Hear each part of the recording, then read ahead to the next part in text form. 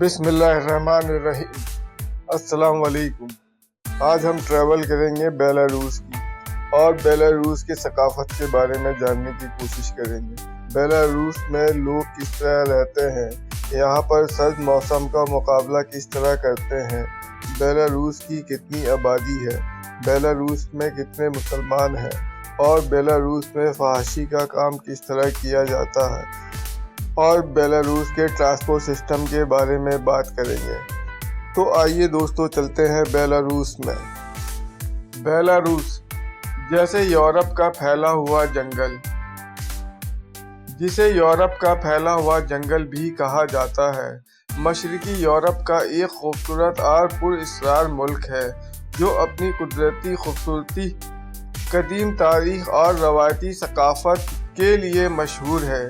یہ ملک روس، Ukraine, Poland اور لاتویا کے درمیان میں واقع ہے اور یورپ کے سب سے زیادہ جنگلاتی علاقوں میں شمار ہوتا ہے۔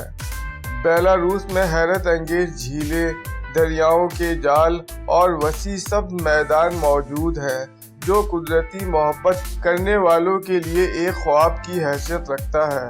بیلاروس کی تاریخ ہزاروں سال پرانی ہے، جس میں مختلف سلطنتوں، جنگلوں اور ثقافتوں کا اثر شامل ہے۔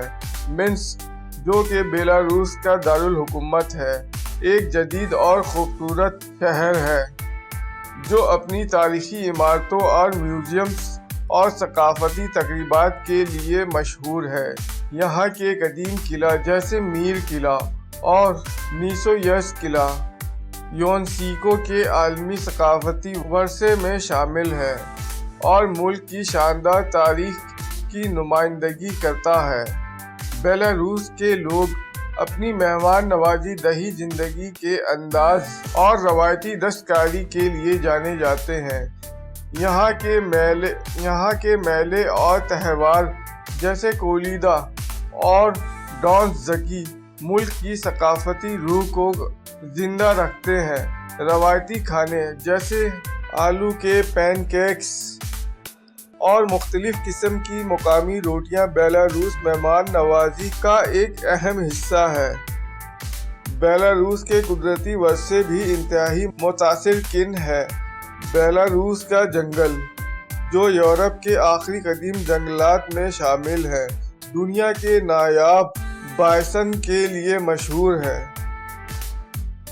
یہاں کی قومی پارک جھیلیں اور قدرتی ذخائر سکون اور مہم جوئی کے لیے بہترین مواقع فراہم کرتے ہیں۔ یہ ملک اپنی صنعتی ترقی اور جدیدیت کے باوجود اپنی قدرتی اور ثقافتی ورثے کو محفوظ رکھنے کے لیے پرعزم ہے۔ بیلاروس کا دورہ کرنے والے سیاح یہاں کے حسین مناظر، دوستانہ لوگ اور ثقافتی رنگینی کا تجربہ کر سکتے ہیں۔ بیلاروس نہ صرف ایک خوبصورت ملک ہے بلکہ ایک ایسی جگہ ہے جہاں ماضی اور حال آپس میں جڑے ہوئے ہیں، جو ہر سیاح کے لیے منفرد تجربہ پیش کرتا ہے۔ بیلاروس کا موسم، جہاں گرمیاں خوشگوار اور سردیاں سخت ہوتی ہیں۔ موسم سرما نومبر اور مارچ تک رہتا ہے اور اس دوران برف باری عام ہوتی ہے، جو ملک کے حسین مناظر کو مزید دلکش بنا دیتی ہے۔ درجہ حرارت سردیوں میں 6 سے 20 سینٹی گریڈ تک جا سکتا ہے، جبکہ گرمیوں میں 18 سے 25 سینٹی گریڈ تک رہتا ہے۔ بیلاروس کا ٹرانسپورٹ سسٹم، بیلاروس کا ٹرانسپورٹ نظام منظم اور جدید ہے۔ یہاں کا ریلوے نیٹ ورک پورے ملک کو جوڑتا ہے، جبکہ بس اور ٹرین سروسز شہروں میں سفر کو آسان بناتی ہے۔